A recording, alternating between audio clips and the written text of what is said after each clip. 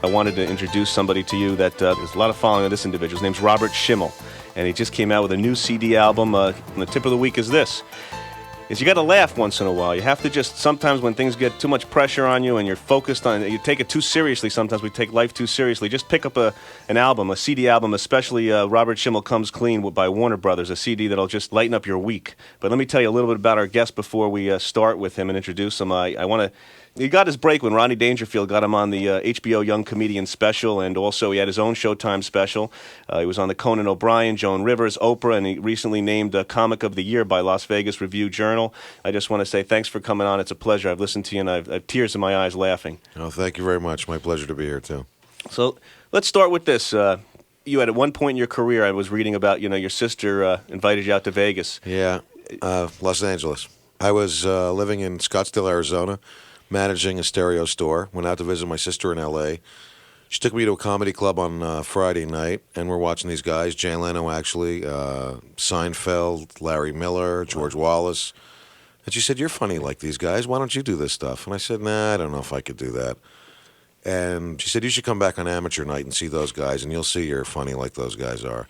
She signs me up without telling me. And I'm in the audience, and all of a sudden the guy goes, "Robert Schimmel?"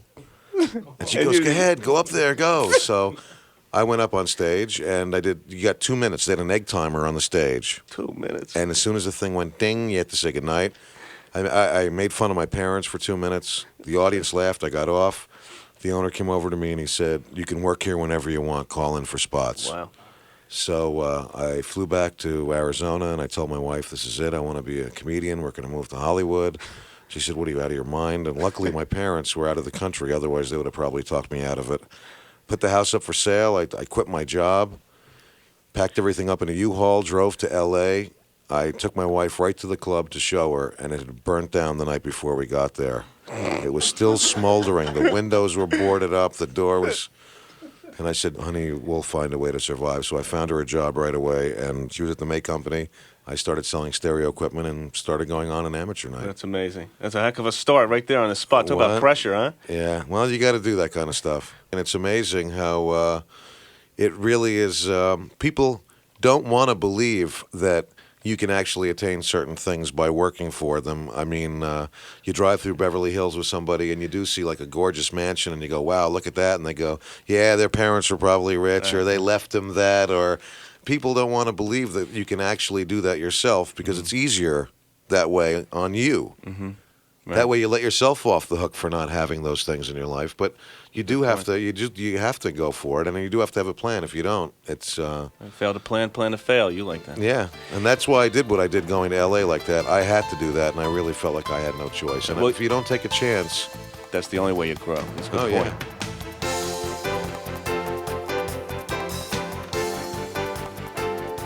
How do you make your dream become reality? How do you turn your passion into a tangible commodity? Step by step and day by day, nothing is ever accomplished in one fell swoop. The finest achievements are made step by tiny step, one following another until the task has been accomplished. Dreams become reality when we set goals for ourselves. They give us direction and focus.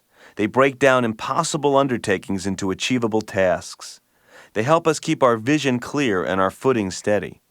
A goal accomplished is not just another step toward a destination, it's a building block in the foundation of our self-esteem. Turning a dream into reality is like turning a rough stone into a beautiful gem. It can be a long, difficult process. In the diamond industry, the first person to deal with a stone, and perhaps the most important, is called the planner. Planning how a stone should be cut is often much more exciting than the actual cutting. It can take months or even years of study to decide just how the stone should be cut. If cut incorrectly, a potentially priceless stone can shatter into thousands of worthless pieces. No one in the diamond industry would even think of cutting a stone before it had been planned. Human beings are not always that careful with their own lives. If people plan their lives in as much detail as they plan their vacations, they would be much further along the road to success. Imagine saying to yourself, "I want to go to Disneyland." Even though you've never been there before, you just get in your car and start driving. You haven't looked at a map. You haven't thought about how much money you'll need to get there. You don't even know how far away it is. You've forgotten your spare tire. How long do you think it will take you before you get lost, run out of money, get a flat tire, give up and go home? Successful people know that in order to get anything done, you have to plan. You must set goals for yourself in order to move ahead. In fact, some people, like super salesman Joe Girard, believe that everything they've accomplished is due to the goals they set for themselves. Here is Joe's approach to goal setting. You have to say over and over, if it's to be, it's up to me. The world won't do it for you. What I got from guts. I got it because I wanted it. The whole secret of life is to know what you want, to write it down, and then commit yourself to accomplishing it. Make dreams come true. Take a picture of what you want. If you want to go to college, what college? Go to that college and take a picture of it. Have about 4 of them made. Put it on your car visor. Put it on your mirror, in your wallet. Look at it every day. This body does not move without a plan. I plan each second, each day, each moment. I bet if I stop 10 people coming out of the house and ask them, "What are you going to do today?" they'll say, "Geez, I don't know." I know what I'm going to do. Before I go to sleep, and I do this every night, I outline what I'm going to do tomorrow. Then I do what I set out to do the night before, plus 10. I give 110%. What is a goal anyway? It's a target, a focal point, the end toward which you direct your efforts. It's a vision, a quest, a possible dream. And for our purpose, achieving success, it's a dream, vision, or quest that coincides with our innermost desires and passions. You don't just pick a goal out of a hat, follow it, and become successful. The plain truth is that if a goal is not important to you, you won't put in the necessary effort to see it through to the end. If you don't care very much about getting to Disneyland, you may give up your trip after only an hour or so of driving. But if you really, passionately want to get there, the fact that you don't have a map, you run out of money, or you get 4 flat tires won't stop you from trying. What will happen, though, is that you'll discover you need to devise a strategy in order to reach your destination. You'll need to research alternative means of transportation and find out how much money you'll need. You'll have to devise ways to make that money. You may have to go home and start all over again, but chances are eventually you'll drive to Tomorrowland because it means a lot to you. Passion plus planning equals success. This is truly a case of mind over matter. When we put our mind to what matters, we can achieve our goals.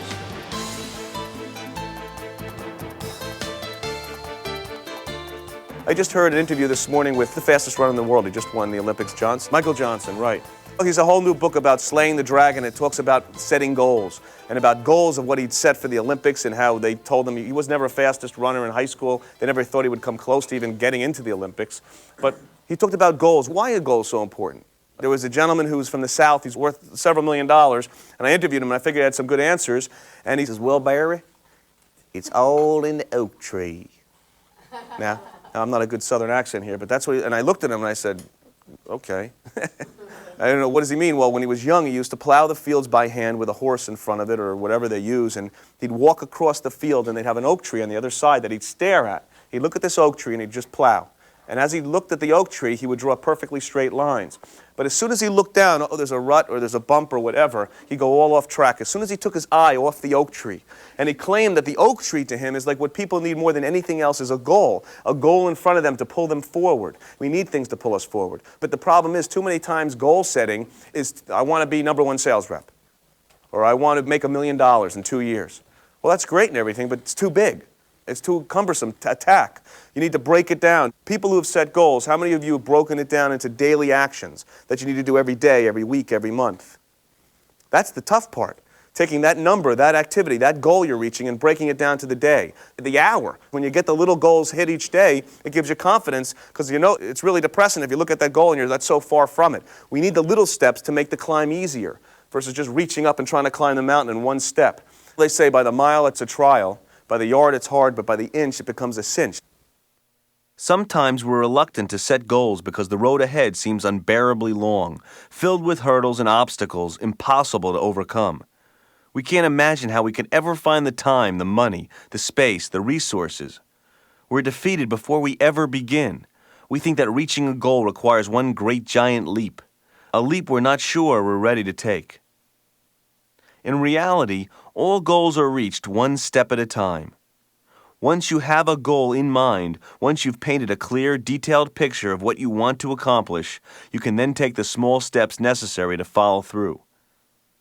What's difficult to convey in this program or any other is the energy that setting goals and writing them down generates. They literally propel you into action. They give you focus and direction and provide you with something to hold on to when you're crossing over rocky patches. A goal can be the spark that ignites the fire within and the fuel we need to keep going and keep that fire burning. There's no stronger incentive to reaching your goals than to have a visual representation of your progress in front of you every day. Remember, out of sight, out of mind. Such a visual aid can help you focus on the activities necessary to achieve your goal and can provide immediate feedback on your progress. The visual aid I use is called the map board system. Here's how it works.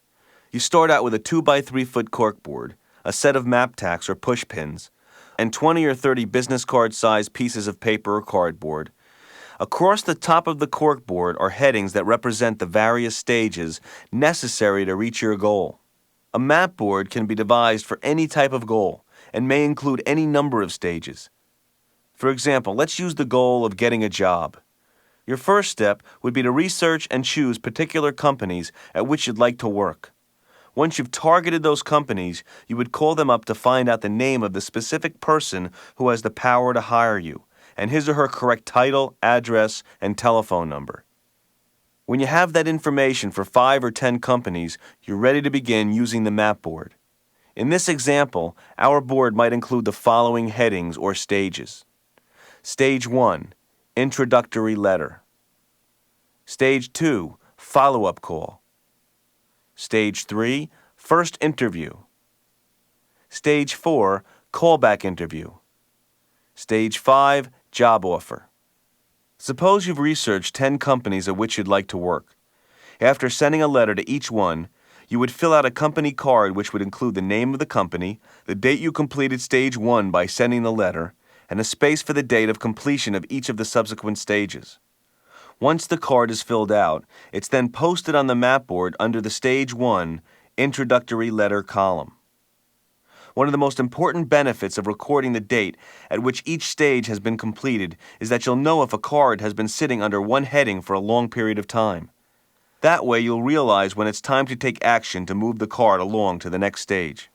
Once you've completed the next stage, in this example, once you've made your follow-up call, you'll note the date of completion of Stage 2 and move the card to the Stage 2 column. You'll continue this process until all cards are moved to the last stage, or you've accepted a job, whichever comes first. Map boards help you focus in 3 different areas. First, determining the various steps and stages you'll have to go through to reach your goal. Second, creating a visual representation of the steps you've already accomplished. And third, moving ahead in areas where less progress has been made. I find the map board system to be a valuable tool for planning and growing my business. But if this system doesn't appeal to you, don't be too concerned. Most of the people interviewed for this program had their own ideas and systems for setting goals. Some were as simple as listing items on a page, and some were much more complicated. Mary Kay Ash helps everyone in her company achieve their goals by furnishing them with sheets of paper entitled, "The 6 Most Important Things to Do Tomorrow." Here's why she finds this to be a valuable approach. It's very easy every night to think about the things you didn't get done. But if what you have to do is right there in front of you when you wake up in the morning, you can just start with number 1. You list your tasks in order of importance. Usually, I put the one I don't want to do most at the top. Once I have that done, the rest of the day is easy. You scratch off each task as it's accomplished. By the end of the day, if you haven't finished all 6 tasks, you put the leftover ones on the list for tomorrow. There's something very rewarding about scratching each of the items off your list. It makes you feel as if you've accomplished something.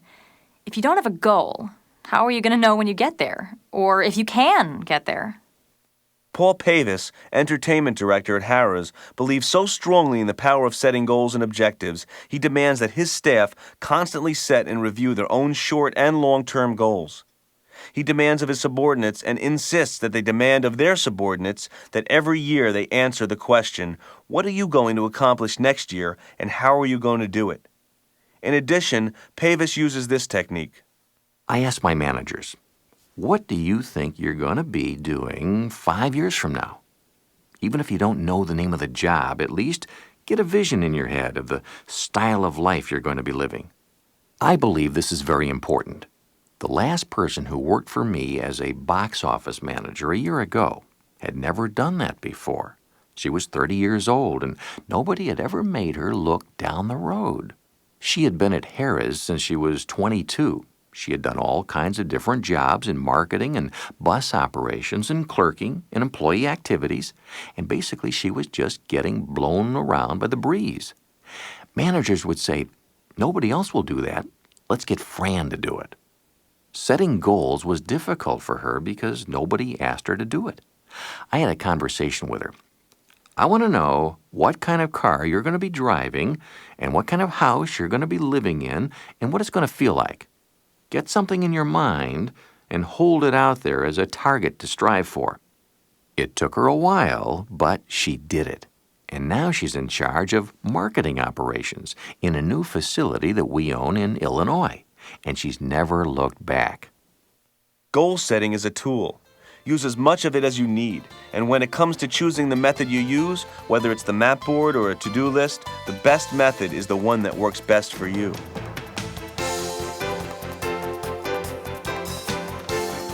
What happens if you never achieve a particular goal you're striving for? Does that mean you should consider yourself unsuccessful? Earl Nightingale's definition of success is that it's the progressive realization of a worthy goal. In other words, it's not where we finish, it's how we get there that counts. Every time we take even the smallest step toward achieving a goal, we are successful.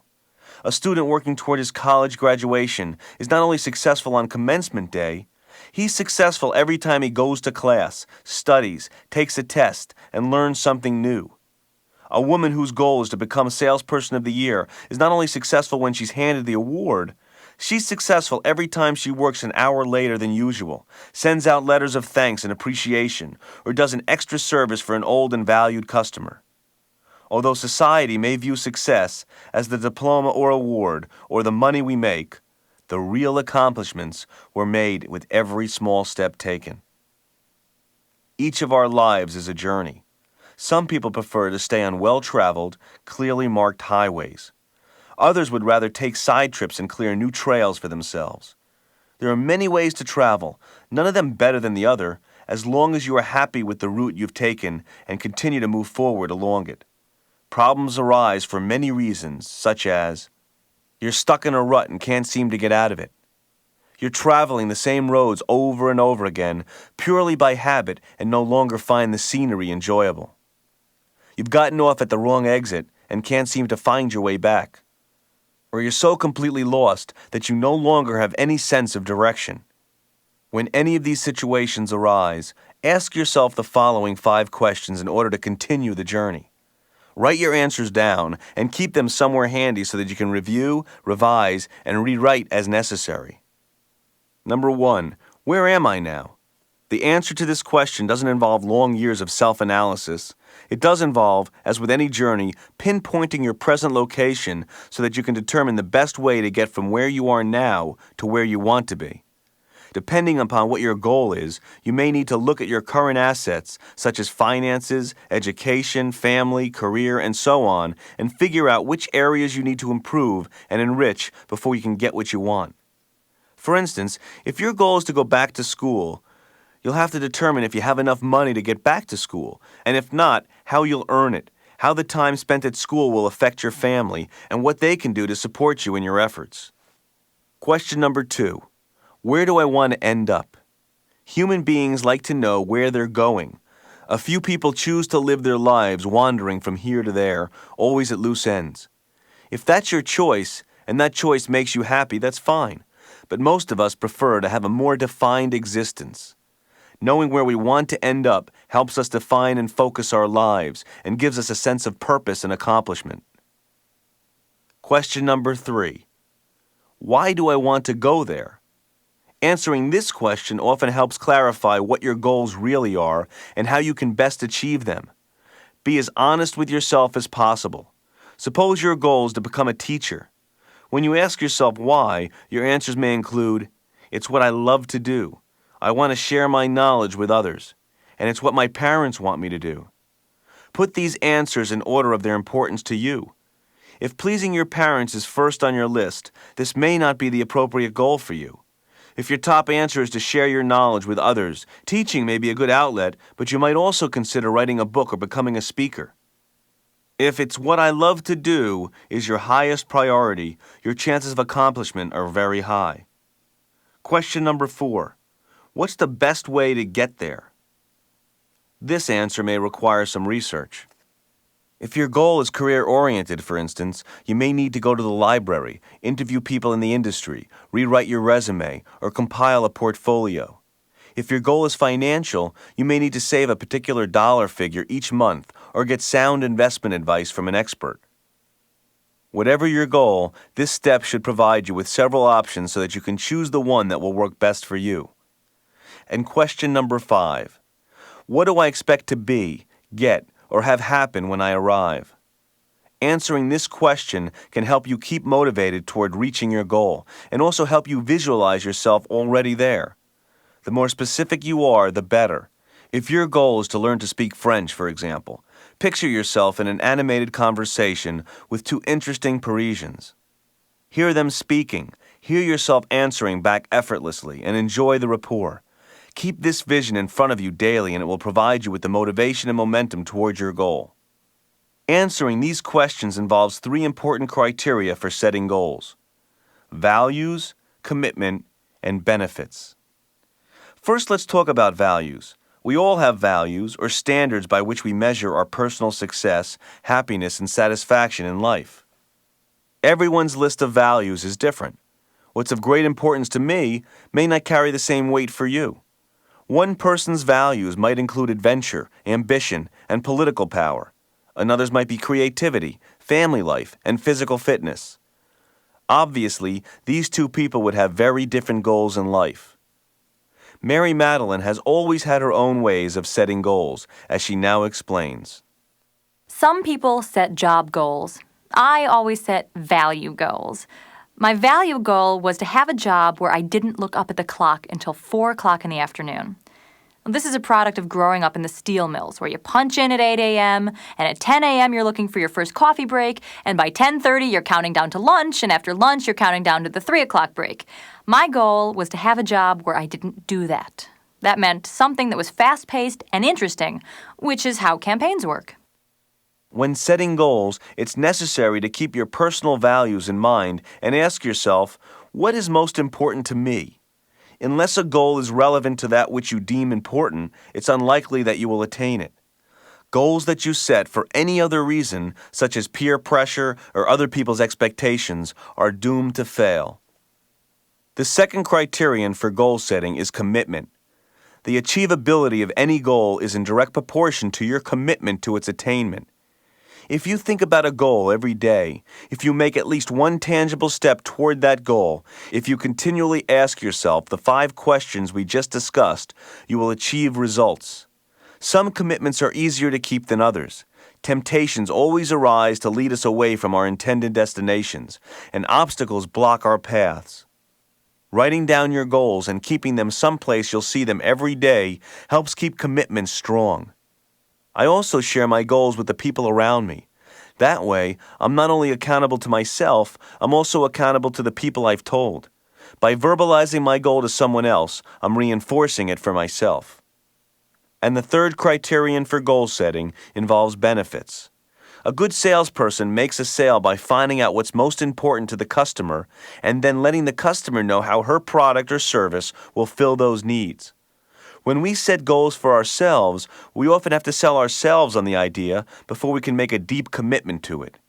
If there's nothing at stake, nothing to be gained, there's no incentive to keep working toward the goal. Every time you set a goal, ask yourself, What's in it for me? The stronger and more clearly articulated the answers, the more likely your commitment will withstand the bumps and blows it may receive along the way. For example, if your goal is to go back to college and get your degree, write down a list of benefits you'll receive. Your list might include the following items: get a better job, support my family, increase my confidence and self-esteem, learn new subjects, grow, meet new people. Then if you should run into difficulties in class, get a low grade, or even have to drop out for a semester, you can go back to your written list to remind you what you'll get when you've accomplished your goal. Unlocking your hidden potential pertains to your entire development as a human being. Goals can apply to sports and exercise, general health, social, financial, and creative ideas. Michael Stramaglio of RICO sets goals in 2 areas: his work and his personal life. Here's his approach. Well, my goal-setting tasks revolve around 2 separate issues, and I can't separate them from each other. In practical business task setting or goal setting, what I do specifically is every single week I identify exactly where I am in relation to my annual goal. Being in sales and marketing, I have a very strategic set of goals that I have to hit. Every Sunday afternoon, I reassess each one of the sales goals, the marketing goals, the advertising goals, and the financial goals, as well as project status in advertising, sales, marketing, and finance. If you don't have your goals written down, and if you don't continually reevaluate them and rewrite them, you don't have a plan. You don't have goals. What you have then is just a wish list. I have my own personal goals, which include my family and how I want to provide for my family. For example, there are goals about giving back to whatever communities or groups that have been responsible for helping you along the way.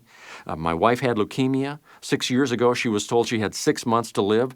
So we spend a lot of time supporting the Leukemia Foundation because without them, she wouldn't have been inspired or been given the products she needed to survive. I would feel a complete failure if we didn't recognize those responsibilities to the community. The ultimate goal of all our lives is to be happy and fulfilled. Goal setting is simply a tool we can use to help us on our way. And it's important to remember that whether or not you reach your goal is less important than knowing you did your best to work toward it. You put in 110% effort.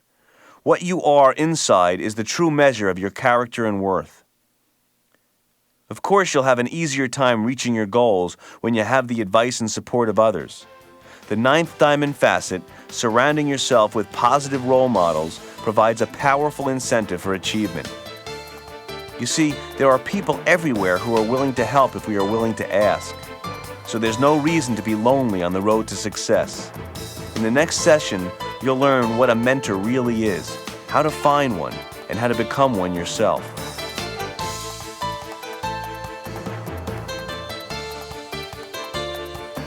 I feel honored. I'm going to have somebody on in a few minutes after our tip of the week, superstar Barbara Mandrell, and it's going to be a super show. I wanted to. Tip of the week is about mentors everywhere. You'll find top achievers in all fields and all walks of life. Eventually, one time in their life, had somebody who took them under their wing and gave them insights and ideas. And mentor stands for wise advisor. I think what we should do, maybe you just when you get this show is finished, think of 5 people that you can cultivate from business, from your peers, family, whoever, that can give you insights, that been there before, that can give you really qualified feedback, not just pat you on the back, but tell you what you can do differently. And maybe they've been somewhere where you're going, and maybe they give you insights of how to overcome that. I think mentors are very critical, and even mentors that you might not think you can get in touch with, somebody that you found as a role model, or somebody you've really looked up to for the years, to call them, to let them know, to write them a letter, because one thing about successful people is they have a willingness to give back to others. They want to elevate other people's success because they know by doing that they elevate their own.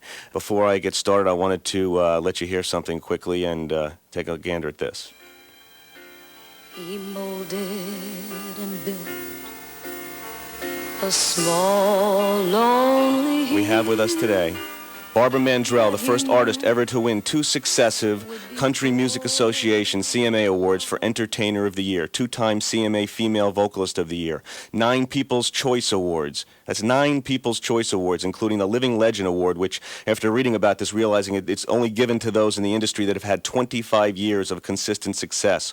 Her autobiography, Get to the Heart, My Story, which I've been reading through and enjoyed, it's a fast reading, made the New York Times bestseller list in 4 days and remain there for 6 months. And I was reading about your mentors, Patsy Cline, George Jones, June Carter, but especially about your dad. And what are the messages that were over the years given to you as the mentor, your father, and others in your family that you can share with the listeners, and how important it is to have a mentor? It's vitally important to have mentors, I think. You know the old thing of what goes around comes around? Sure. I love that you were saying it's necessary for people that have achieved success in a particular field to help others, because certainly they and we look back and there were many that did the same for us. It's the old saying, too, of putting back a little bit of what's given to you. And many of the things that were shared with me, suggested to me, advised to me, were things that I think are most of them are applicable in any field. Certainly from my father. Irby Mandrell is his name. Mm-hmm. And he was my manager from the very beginning, my personal manager, until, goodness, I guess it was about 4 years ago he retired. And if I may share with you, when he met with me and told me that he was deciding to retire, I said, goodness, Dad. I mean, you know, it was a long conversation, and I certainly tried to talk him out of it. I said, well, you deserve it, but my goodness, you've always been there. You've always been my manager. And I said, does that mean that I can still come to you for advice, you know, for your wisdom? And he said, yes. I said, well, good, Daddy. I'll get it for free. So, one of the things your father had said to you was, you know, don't let anybody tell you you can't do anything because you're a girl. And I think that maybe motivated you, especially his early motivation with the music business. My parents always, with me and with my sisters, they always said to us, whatever it was, you can do that. They instilled such great confidence in us, self-confidence, to really believe that, hey, I can do that. I know it sounds hard. I know it's scary, but I can do it. And I think that's so important in any business. Absolutely. My daddy, I know this sounds very simple, but I recall as a youngster, my father said to me, look, your attitude means so much. And he said, if, for example, if you were going to have a gas station where you're going to sell the gasoline, he said, if you go into it with the attitude of, well, I'm going to start this business, but I don't know if it's going to make it. I don't know if it'll do any good. You know, maybe I'll make it, maybe I won't. He said, you won't succeed. But he said, if you go in with the attitude of, I'm going to make this the best gas station anybody's ever been in, and it's going to just be superb. There's no way this won't win and won't succeed and be wonderful. He says, then you will.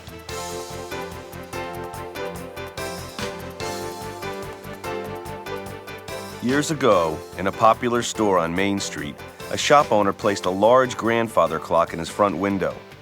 One morning, he saw a man walk by, pull a pocket watch from his vest, adjust the watch to the clock, put it back in his pocket, and walk away. In the next 4 years, every morning of every day, of every week, of every month, the shop owner observed this little ritual. Finally, one day, the shop owner was outside sweeping the sidewalk as the man passed by. He watched the man take out his watch from his pocket, adjust the time, and again begin to walk away. The owner said, "Pardon me, sir, but I just have to ask you a question. I've been watching you do the same thing every morning for 4 years. Can I ask why?" The man answered, "Of course. I'm the foreman down at the steel mill. I blow the quitting whistle at 5 o'clock every day, and I want to make sure my people get out on time." The owner replied in amazement, "You've got to be kidding. I've been setting my grandfather clock to your 5 o'clock whistle all these years." The amazing thing is that the foreman and the shopkeeper could have been off by months. 5 minutes here, 2 minutes there, it all adds up. Who knows which of the men had the right time? Week after week, month after month, the two men simply followed their old habits, never bothering to check a reference or ask a question. And that question is the person I'm following going where I want to go? One of the biggest problems in our society today is that we play a lonely game called follow the follower. Like the steel mill foreman and the shop owner, we assume that the other guy has all the answers. Instead of conducting our own investigation or finding someone who truly has the qualities we wish to emulate, we talk the way they talk, we even think the same thoughts. We want to be liked, we want to be accepted, we want to be ourselves, yet we're afraid to be different. We start playing this game early on in school when we're kids. when we insist on wearing the same sneakers and jeans that everybody else is wearing. We continue playing the game as adults when we start a new job and say, everybody else does it this way, and they've been doing it that way for years, so it must be the right way.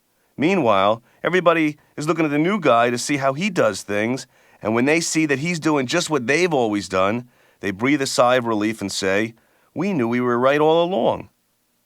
There's nothing inherently wrong with following. One of the most effective methods of learning is by following a good example.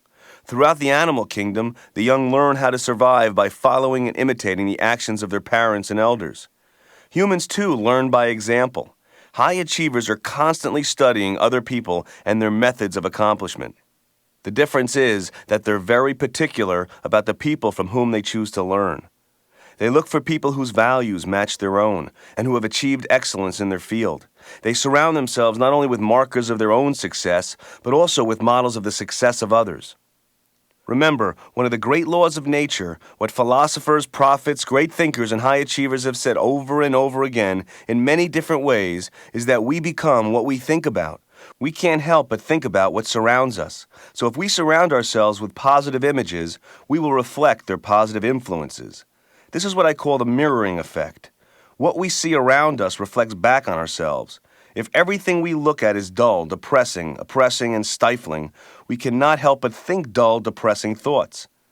That's how we'll think of ourselves and how we'll live our lives. On the other hand, if we surround ourselves with the best and the brightest, with the energetic and the enthusiastic, our thoughts will automatically be brighter and more energizing, and our lives will reflect these positive qualities. The world is full of raw materials that we use as mirrors. It's up to us to mine for the gems. And there are gems to be found everywhere. Humankind has produced thousands and thousands of wise, intelligent, caring, energetic, motivated, successful women and men, living and not living, who have given us a fabulous legacy from which to learn and prosper. These people have been rich in word and deed. It's up to us to listen to what they have to say and to study what they've achieved. Shining examples surround us. When we follow these examples and cast aside the negative influencers, the doomsayers, the greedy and the selfish, we can ourselves become examples for others to follow. How many people here have 5 mentors out there, wise advisors, what it means in the dictionary term, that you can call upon for help? How many people? Make it your goal when you leave here to pick 5 of them. It takes years to cultivate them, too. Some mentors I have from business, from my family, from friends or whatever, that when you have are stuck in a problem or something, you can call for advice. And those people have gone through adversity maybe, or gone through situations where they've had problems that you might not have encountered yet, and give you insight of how to handle them, what to do differently. Barbara Mandrell was an amazing interview. And you talked about how she always looks for those people that she creates a base of information that she can use as a resource when we get in trouble. And those are things we need at least 5 mentors in our life as a minimum to focus on. They can get you through. And don't be afraid to call on people that you might not even know, somebody you look up to in a profession or whatever, because they will answer you. They will call back. Persistence and tenacity helps, but in every interview, people say, how'd you get these people on the show?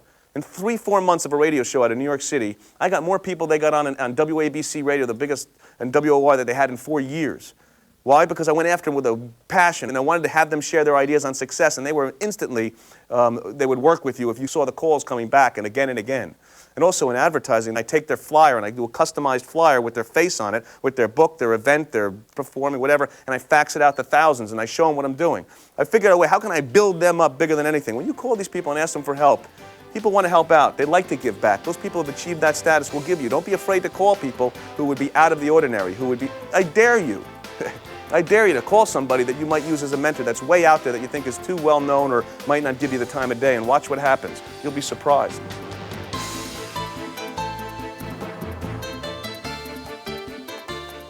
We can't just wait for these shining examples to appear before us.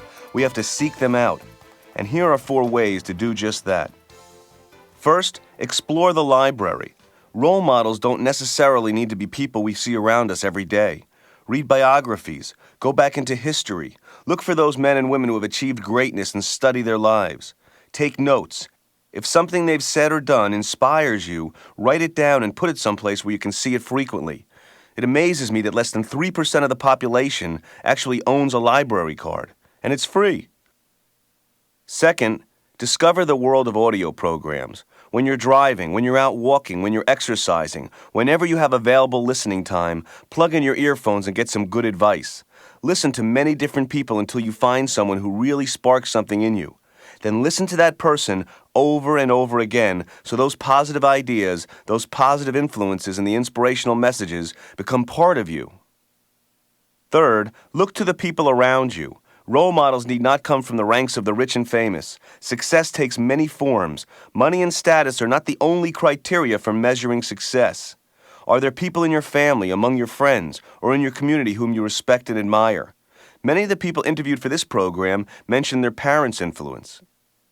Both my mother and father were a success to me. My mother was in nursing and she also taught in schools for children to learn education and other areas of health. The whole school, every kid remembers her after 5-10 years later and they've gone on to higher education. My father I consider a great success because for 30-40 years he's been in teaching and the vice principal of a school in Newark, New Jersey. But 20-30 years later you find out people who have gone through his art classes and have gone through his school never forget him and also credit him for finding a profession they fell in love with that really made a difference in their life. So success comes in many shapes and sizes and different forms. And the fourth way to find positive role models is to teach yourself to be observant and discriminating. It's difficult to have heroes and role models today. We put our stars, whether they're sports figures, entrepreneurs, actors, or politicians, on high pedestals. And almost every day we watch another one slip, fall, and break our trust in our hearts. We always want to put people in neat little categories to see them as good or bad, right or wrong. When our heroes turn out to be fallible, complex human beings, we're hurt and confused. It's not always easy to understand how someone you admire can do something you can't respect. But we can learn to take the best and leave the rest, emulate their positive qualities, appreciate the good they have done, and learn a lesson from the mistakes they've made. If you don't want to play follow the follower, study the people you're seeking knowledge and advice from and ask yourself, is this person or this group or this philosophy I'm following going where I want to go? If so, follow their lead. Study the way they conduct their lives. Watch how they dress, how they walk, how they talk. Think about the qualities they possess that you admire. Find ways to apply those qualities to your own life. Don't try to imitate or become these people, but learn from them. Pick up key traits that you can use and tie together in your own approach. We all need teachers, guides, and mentors in our lives. Often there are people all around us who see in us what we cannot see ourselves. If we're willing to listen, if we open up our minds to the possibilities these people are describing, we're likely to overcome the self-doubts that are keeping us from reaching our potential. Cousin Bruce Morrow, who is now one of the most recognized voices in the country, stuttered and stammered in junior and senior high school. He was shy, he kept to himself, and he didn't want to be called on to answer any questions. But one of his teachers saw possibilities in the young man and urged him to try out for the school's play on personal hygiene. He did, and he got the part of a cavity. On stage, his shyness evaporated.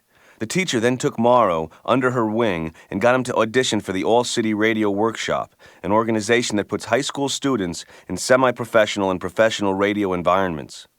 From that point on, he knew that radio was going to be his life's work. School is often the place where we find our first mentors. Bruce Morrow is not alone in his story of a teacher's encouragement. William Danforth, in his classic book I Dare You, tells how he was a sallow-cheeked, hollow-chested, sickly boy until a teacher looked him straight in the eye and said, "I dare you to be the healthiest boy in class." That teacher not only encouraged a weak young man to become strong and healthy, his words became the foundation for Danforth's lifelong philosophy, daring himself and others to do and to be more than they ever thought possible. In recent years, the importance of mentoring has also come to the attention of corporate America. Businesses all over the country are setting up formal mentoring programs so that newcomers will automatically have someone more experienced to explain the ins and outs of their particular business. But a mentor is more than a teacher of business acumen. Quite often he or she is a combination of a professor, a therapist, an Emily Post. As Michael Stramalio of RICO explains, what often happens is that with the enthusiasm of youth, there comes a certain amount of impatience. Your enthusiasm sometimes outweighs your brain. You think you can do more than you're doing. You see too many frustrations in your path. A mentor can teach you how to learn from frustrating situations, how to develop your people skills, and how to understand and appreciate areas of the business that may not be your strength. A mentor can work wonders in opening up your eyes and your imagination and controlling the impetuousness of being a young business person. We often look back at our lives and say, if only I knew then what I know now. That's what mentoring can provide us, the knowledge of people who have gone before us, who've already navigated the choppy seas and made the costly mistakes. In this country, the vast majority of businesses that fail do so because they didn't research their industry well enough. Mary Kay Ash believes this is true for many people who go into businesses for themselves. Before Mary Kay set up her mega-successful cosmetics company, she had had 25 years' experience in other people's businesses. Here's her advice to anyone considering opening their own business. Go to work for a company that's already doing what you want to do. Learn from their failures or from their successes before you invest your money and your time and your heart. I find so many people go out and borrow $100,000 to open a business, and they don't know what they're doing. The result is that within a few months, it's down the drain with a for lease sign in the window. It's a shame and it's heartbreaking that people work so hard to set something up before they really know what they're doing. We don't need to make the same mistakes as our predecessors. Instead, we can learn from their wisdom and experience. A mentor can be a guide and a teacher, but it's up to the mentee to take what he or she has learned and put it to use. High achievers take the spark that caring people see in them and build it into outstanding careers. They also realize that you never know who's going to point you in a particular direction or give you a suggestion or an idea that may change your life. Bruce Morrow recommends that everywhere you go, make contacts and ask questions. As he puts it, Watch, observe, start absorbing energy, ask questions like crazy. Before you know it, things start to happen. I've seen it hundreds of times, and it works. But you've got to go out there. No one is waiting for you. The world's not saying, a star is born. You've got to do your own advertising. how do you meet the kinds of people you'd like to have contact with? You don't have to become a social climber or live beyond your means trying to keep up with the lifestyles of the rich and famous. It's a matter of exposing yourself to a variety of situations. Be a participant, not an observer. Open yourself up to new experiences. You can kill two birds with one stone. First, you enjoy yourself by discovering new interests or by exploring old ones. And second, you make valuable personal and professional contacts. You never know how the various relationships you form will help you out. Norman King, author of 17 books, creator of America's first media buying service, and chairman of American Capital Complex Incorporated, describes networking as the way of the business world. Here's why. You meet someone and they introduce you to someone and you start to move forward. Years ago, I met Frank Field, who was a CBS meteorologist and health and science expert. We liked each other and we stayed in touch. And in certain markets, people recognize Frank in the street. So when I'm sitting at a table with Frank, all of a sudden, my knowing him rubs off on 3 or 4 major world bankers. Well, they say, hey, look who Norman King knows.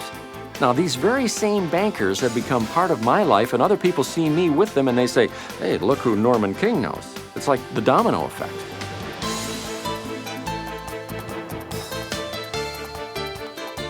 Now, in order to reach your destination, you've got to take the first step. Don't sit around and wait for others to help you. Take action and you'll get the help you need. That's really what finding a mentor is all about, asking for help, advice, and guidance. Most of us are afraid to ask for help. Somewhere along the line, we've been taught that asking for help is a sign of weakness. We're supposed to be strong and independent, aren't we? We look at people who have made it to the top and we see them standing alone. We don't see the people around them who give them aid and support, just as we fail to see all the hard work that has gone before their public success. If there's one thing that's common with a lot of high achievers, is that they surround themselves with successful people. The truth is that successful people not only know what their strengths are, they also realize that they have to depend on others to bolster their weaknesses. They're not shy about finding others with more knowledge and experience and asking them for help. So how do you go about cultivating mentors? Here are 7 guidelines. First, be selective. Study the people around you and find someone you like, admire, trust, and respect. Look for someone who has skills and experience you too would like to have. Second, don't be afraid to write or call this person. If you want help from someone you don't yet know, don't be afraid to try. Write to them. Don't just write a fan letter. Let them know exactly why you chose to write to them and what information you're seeking. Be tenacious. Make many phone calls. Sometimes you can establish relationships with someone's right-hand person or assistant who can help you establish a relationship with their boss. Whether I'm calling on CEOs or presidents to try to sell them our products and services, or I'm calling people to interview them for this program, Diamond in the Rough, it's constant follow-up and constant phone calls, and I'll also make a relationship with their assistants so that we get to know each other. And those people can pull you in the door or can kick you out of the place faster than anybody else. And some people treat them like garbage. Those are the golden opportunities, the people that we need to take care of that'll get us in the door to meet that person who can be a mentor in our lives. Most of us at some time have been in awe of someone else, intimidated by them, or afraid to approach them for fear of rejection. No matter how successful someone is, he or she is still a human being like everybody else. This realization hit J. Patrick Mulcahy, CEO of Energizer Battery Company, early on in his life. He was attending Camp Minnewanka, run by the American Youth Foundation. The focus of the camp was for youngsters to spend a week with high achievers. The week Mulcahy attended the camp, he came in contact with a U.S. Senator, an Anglican bishop, and a college president. This is what happened as a result. The thing that struck me at the time is that these people were no different than we were. They were just a little bit older, and they had more experience. And so what I learned was that if I want to achieve, all I have to do is do it. That's the difference between achievers and non-achievers. When I go back now and talk to the kids at this camp, that's the thought I try to put in their minds. What's the difference between where I am now and where they are? The only difference is that I found something I liked to do, and I went ahead and did it. The third guideline for cultivating mentors is to be persistent and tenacious. High achievers are available, but they're also terribly busy. It took many, many phone calls and follow-up letters to arrange interviews with everyone profiled in this program and even on our radio show. With a few, like Boone Pickens and Senator Bill Bradley, it took at least 4 letters and 25 phone calls until arrangements were finally made and settled. Although this was a lot of effort, it made my meetings with those people even more special than they ordinarily would have been. Unless you are incredibly obnoxious, the person you're trying to reach will probably appreciate your tenacity. Most will be enthusiastic about giving back to someone who doesn't give up. After all, that's how they made it. The fourth guideline is to be specific about what you want to know. Write down your special areas of interest and any questions you have. Don't be a pest or take up too much of your mentor's time, but don't be afraid to ask. The people you're asking were once in the same position you are and can really identify with your thirst for knowledge. Fifth, be willing and eager to work. Ask your potential mentor how you can be of help. Volunteer to work on a complicated project. Join trade associations, get on committees, and do your share. Come up with specific plans of action and ask your mentor for advice and suggestions. Sixth, remember that one good turn deserves another. The best way you can say thank you to a mentor is to become successful yourself. Always give credit to people who have helped you along the way. And whenever you get the chance, be a mentor to someone else. Finally, realize that most people enjoy being asked. This is true in all areas of life. People elevate their own success when they elevate the success of others. And according to Mary Madeline, it is especially true in politics. In politics, you have to have mentors. Kids are usually intimidated by their bosses or people who are advanced in their field. They shouldn't be. They should ask questions. People who get to a certain level want to pass on what they've learned. They're always looking for people to be their alter egos. They're flattered to be asked. Well, it's a nurturing thing. Men and women both do it. Most people take kindly to helping other people. You'd be surprised at how much people really want to help. This is something that came up over and over again in all the interviews, that people at the top were more than willing to share whenever and whatever they could. All of the people who spoke to me about their lives and their achievements and adversities they went through took time out of their busy schedules because they thought that their experiences might be of benefit to others. Part of the satisfaction of realizing various levels of achievement is being able to help those coming up behind you. Here's how Mike Stramaglio of RICO explains it.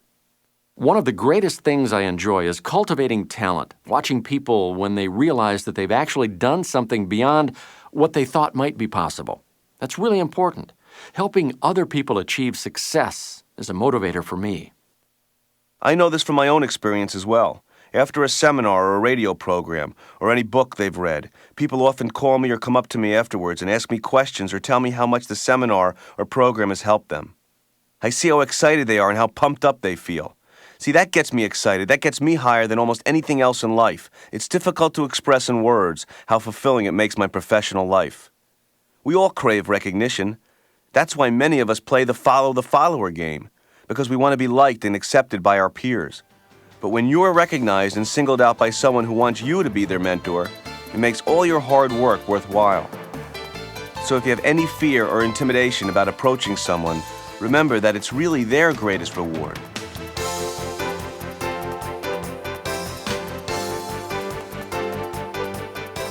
When we hear the word mentor, most of us picture one particular person with whom we develop a close relationship and who guides us along the road to success. But there are no absolutes in this world. There isn't just one right way of doing anything. Each of us has to find the way that's right for us. That's why it's important to cultivate a variety of mentors, both near and far. You watch other people to find out what it is that's made them successful, to feed that information into your brain, and then to determine what does and doesn't work for you. This is true no matter what field you're in, be it entertainment, business, or sports. Bruce Jenner looked for role models when he became a sportscaster. He tried to learn from the masters, not imitate them. Asking himself these questions helped Jenner to develop his approach. Why is it that you noticed Howard Cosell? Why was he successful? Or Frank Gifford or Jim McKay? First of all, they all know their business, but they all do it differently. Each one knows his craft, but each one is an individual. You can't say that you're going to be a sportscaster just like Howard Cosell. It probably won't work for you because you're not being yourself. In any business, you've got to be yourself.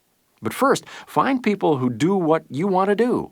Listen to what they're saying and decide if that works for you.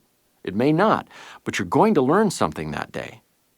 That's the whole point of surrounding yourself with shining examples, to learn something that can help you enhance what you already have, and to use the experience of others as the foundation on which you build your own achievements. This is certainly the attitude of Dave Lebekin and Steve Weintraub, who took over a dying company and had to resuscitate it from the bottom up. Lebekin remembered that when he was in the retail business, someone once told him that the best thing about retail was that you can just go into your competitor's store and see exactly how they became successful, how they displayed the goods, how the salespeople were dressed, how they were trained. When the pair took over Industrial Edge USA, the goal was to take this company, which was basically dead, and become one of the leaders in the industry within 5 years. One of the tools they used was to study other companies within their industry. Here's how they did it, according to Weintraub. We decided to take the best from each organization, try to implement it in our own company, and try to eliminate things that we saw in their companies that we think can be improved upon. There's nothing wrong with taking good ideas from the best of your would-be competitors and then improving upon them. One mentor has not yet been mentioned, the greatest one of all, the one who will always be around when needed, the one you can count on when no one else is available, the only one who can decide what is best for you. That one, of course, is you.